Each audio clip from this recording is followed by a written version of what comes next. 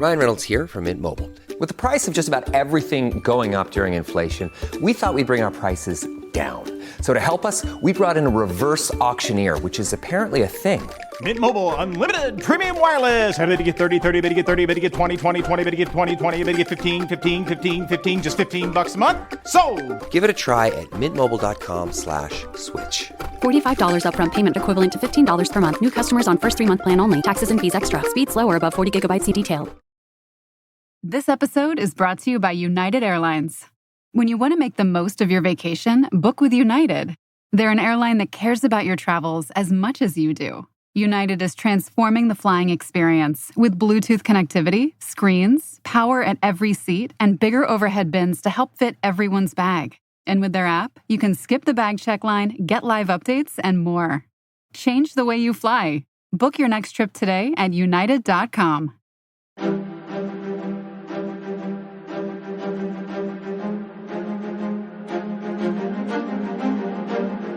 Hello, and thank you for listening to The History of World War II podcast, episode 495, Fight, Lose, Retreat, Repeat. Last time, Stalin's premature but massive counterattacks were mostly checked, as the country did not yet have the infrastructure to feed so many battles at one time. Not that that spared what was about to happen to Strauss's Ninth Army, or many other German units. Just days after Stalin's meeting with the Stavka and front commanders, the attacks got underway. As the Soviet armies rushed forward, the Germans along the Königsberg line had much improved their situation, not to mention the arrival of reinforcements and additional guns. And yet, as the Germans had faced intense Russian counterattacks since December 5th, they knew what to expect, even if they did not know where the next attack would be, or when. Thus far, when the Soviets did manage to smash a hole into the German line, the attackers did not leave enough men aside to exploit that breakthrough. The Germans assumed this was rectified, so decided it would be best if there were no more holes punched in their lines, and prepared accordingly. So when the Soviet attacks came, even though they lacked the manpower that Zhukov thought they required, it was still impressive. Yes, the Soviet numbers had gone up, but the Germans, with their organizational strength and high-quality weapons, were ready. The attacks started, reached a fever pitch, but then broke on the solid wall of German defense. The bodies of Soviet men piled up before the Germans, adding a secondary, but mostly psychological, wall. On came Zhukov and Konev's men at Rzhev, and the results were mixed. The Russians lost many more men than did the Germans, but the latter were forced back due to the intensity. Soon the backs of the Germans were touching Rzhev's outer limits. Still, the Russians came. On January 6th, the Soviet soldiers of Konev's Kalinin front hit the German lines just north of Rzhev and pushed it back. Between this and some small breakthroughs, the road that leads out of Rzhev to the west-northwest was cut, and the how and why of this was simply numbers. While the Soviet 29th Army attacked just north of Rzhev, the Soviet 39th Army used their relative freedom to swing around this fighting, even further north, and then headed south, enough to cut the road. Oh, there were other roads that led out of Rzhev, to be sure, but they were secondary roads, certainly not large or strong enough to handle an entire army moving out on them all at once. No, now that the main road was cut, the Germans had to start thinking of a plan B, just in case things did not go their way. But Konev was not done, because Stalin was not done. As the men of the Ninth Army had their hands full in trying to keep Zhukov's men at bay around the Rzhev area, Konev ordered his forces to keep pushing south behind them. In fact, to make for Shinkova, just over 30 miles or 48 kilometers due south of Rzhev. If this could be achieved, the German troops in and around Rzhev would be encircled. Watching this unfold, Lieutenant General Eckhard von Gablenz, commander of the 27th Corps, told 9th Army Headquarters that it was now impossible for his men to resist much longer. They could not fight off Zhukov's men while simultaneously stopping Konev's men from heading south. To his credit, Strauss's chief of staff told Koblenz that he agreed about the situation. However, Hitler had forbade any further retreats. And to his credit, Koblenz then said, "Well, I have no choice if I want my men to live another day." Meanwhile, 6th Corps Commander Richthofen also sent the message to headquarters that he too was pulling back. Ironically, it was Richthofen who had flown over the earlier fighting and told Hitler it didn't look that bad, which allowed Der Fuhrer to ignore Kluge's request, mostly to retreat. But now Richthofen was a true believer, which meant that Kluge was back on the phone trying to get Hitler to approve these withdrawals. But this would take time that Ninth Army did not have. So when Koblenz kept saying, "I'm pulling back," Kluge, in order to save himself, sacked Koblenz. He was replaced by General Joachim Witthoff. Richthofen would also leave his post, relieved by General Bruno Bieler. All this radio chatter clued Hitler into that maybe things were not going well for Ninth Army. And though he could not create panzers out of whole cloth, he did the next best thing. Hitler subordinated Reinhardt's 3rd Panzer Army to Strauss. Perhaps some of Reinhardt's stubbornness in sharing his resources, or the lack of sharing, had made its way to Hitler's ears. Either way, Strauss now had a stronger hand to counter the enemy. But still, Reinhardt tried to make sure his little band was not broken up, to the point that Kluge had to get involved. The 3rd Panzer Army commander still resisted until Kluge brought up the words, "court-martial," to which Reinhardt complied, but still most grudgingly. Want to shop Walmart Black Friday deals first? Walmart Plus members get early access to our hottest deals. Join now and get 50% off a 1-year annual membership.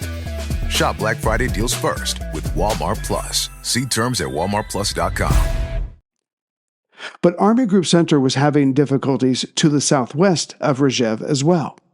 The Soviet 20th Army, pushing in towards Shekova, but this time from the east, again about 30 miles south of Rzhev, was having a harder time of it, though succeeding. Here, as it was within the defensive line proper versus on one of the edges, this allowed the Germans to mount more mutual support. So the Russians were making gains while losing many men, but the gains came slowly, capturing about 4 kilometers a day. The men of the German 46th Corps were trying to hold back the enemy tide. They even had SS troops just behind them, acting as a second layer of defense. But as each day went by and the Soviets gained more ground, not unlike a chess match, it became clear to the Germans that the Russians were giving themselves more options. Always a good thing in war. For example, as the Soviet 20th Army pushed in, it was possible that they might try to connect with Konev's men coming south, behind Rzhev. And if they met up, then the 6th, 27th, and 5th German Army Corps could be surrounded. Also, Army Group Center's southern flank, the 4th Army, still had no one on their right flank to protect them.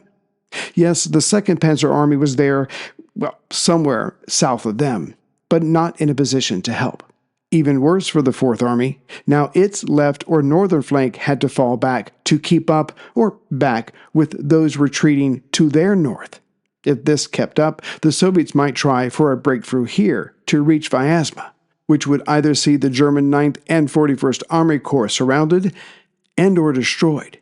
As Sikchovka is 30 miles south of Rzhev, Vyazma is about 45 miles or 72 kilometers due south of Shekova. If Stalin's plan succeeded here, that would mean Army Group Center would be a mere shadow of its former self. Not that Army Group Center's troubles stopped there.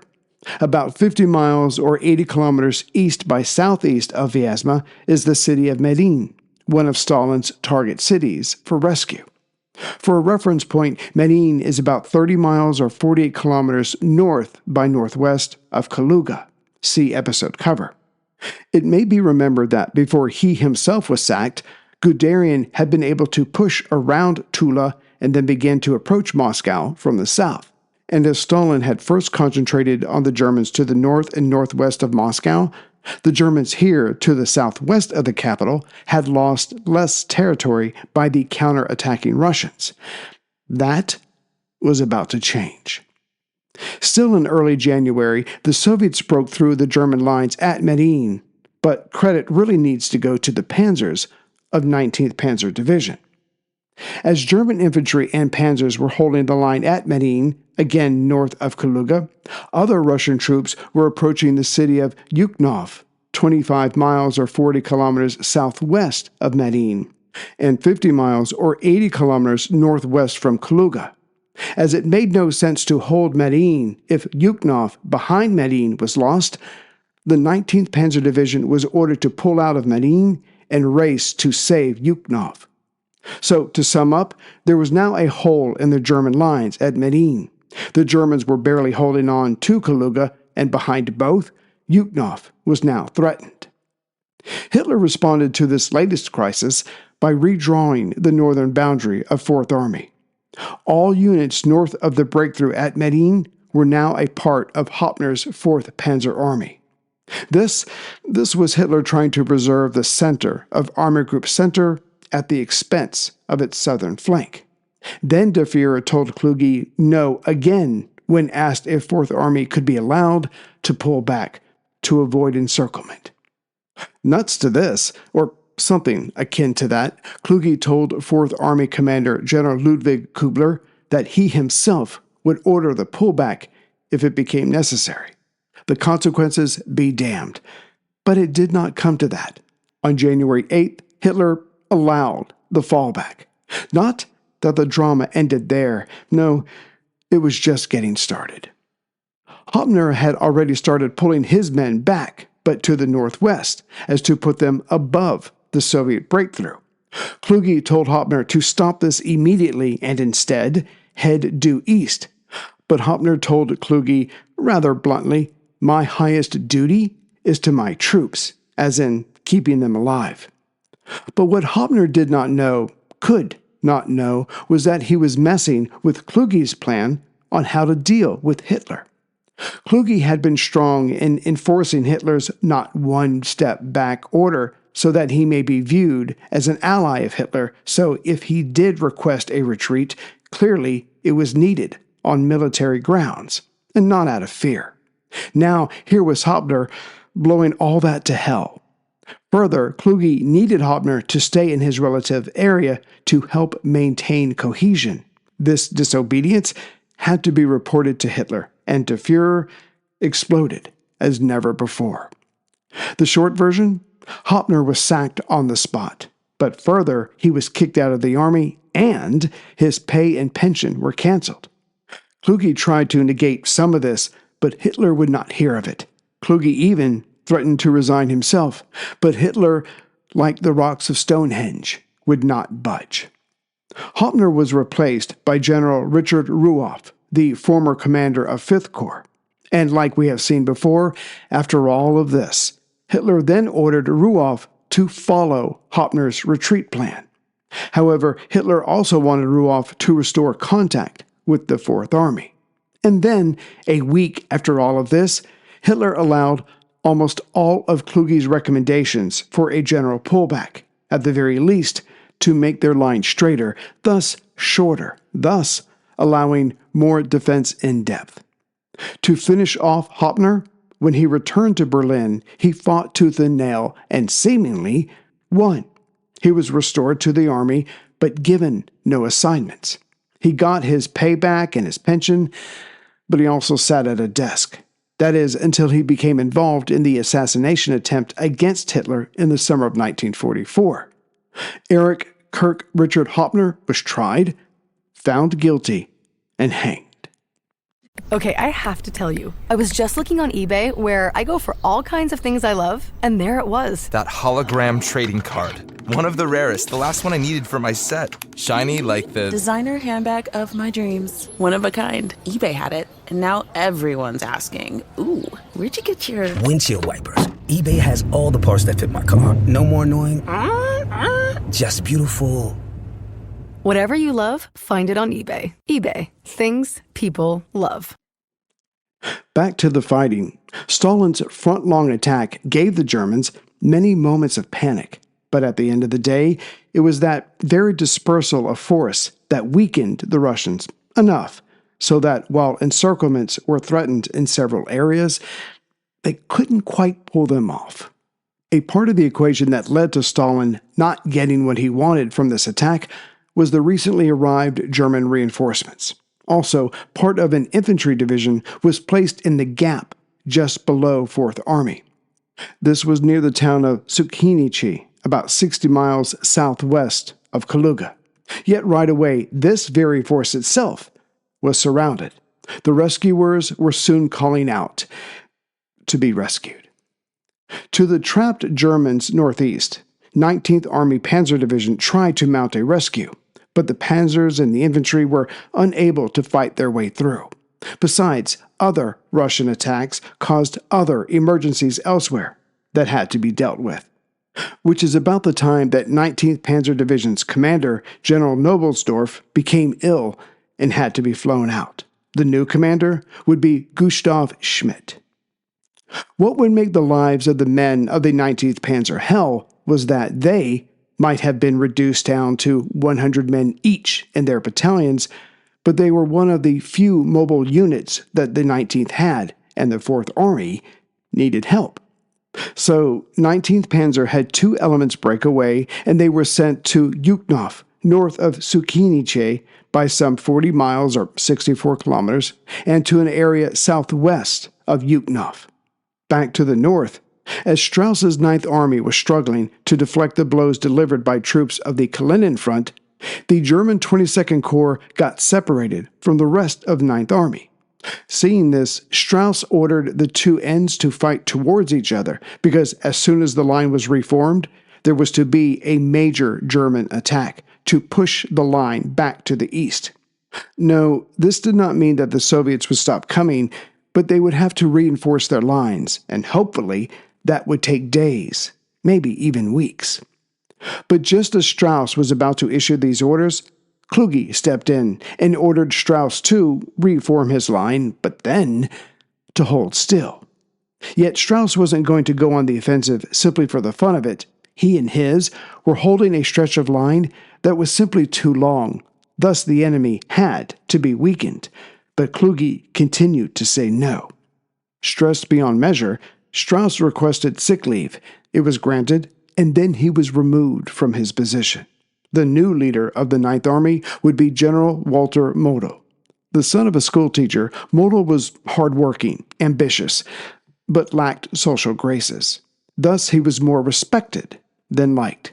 Even Hitler himself said after meeting him, just after being promoted to the 9th Army, "I trust that man to restore the front line, but I would not want to serve under him." And there was another change in personnel. Kluge had been commander of 4th Army, but since promoted, leaving Kubler to be in charge. But now Kubler, was out, as he kept asking for permission to pull back to avoid encirclements. But the last straw was his inability to reestablish contact with other German forces to his south or north. Thus, on January 19th, called back to face Hitler, the man was let go, to be replaced by Heinrici, commander of the 4th Army. Not that Kluge nor Hitler could know this, but it was important to get their roster under control, because a new threat was coming. Soviet airborne troops. Russian troops had been recently dropped near Medin, just behind the German 43rd Corps. Another group was landed near Yuknov, though the Germans handled them fairly easily. No, those drops were nothing compared to the 10,000 men of the Soviet 4th Airborne Corps who were to be dropped just southwest of Vyazma. Vyazma is just south of Sikchovka, which is just south of Rzhev. Basically, the airborne troops were to be the linchpin that encircled the German troops from Rzhev to Yuknov, meaning the 9th Army, 3rd Panzer Army, 4th Panzer Army, and 4th Army. The plan was thus. When 4th Airborne dropped near Vyazma, the Soviet 5th Army would push west, in between Sukhiniche and Yuknov, turn north a bit, and link up with the airborne troops. That was the southern half. Next, the growing salient developing just west or behind Rzhev and growing towards the south would be used by Konev, as he would send a cavalry force through this salient, elongating it, and then that would also meet up with the paratroopers. Thus, the 4 German armies would be surrounded, and perhaps this could be the beginning of the end of Army Group Center threatening Moscow. All it had to do was work.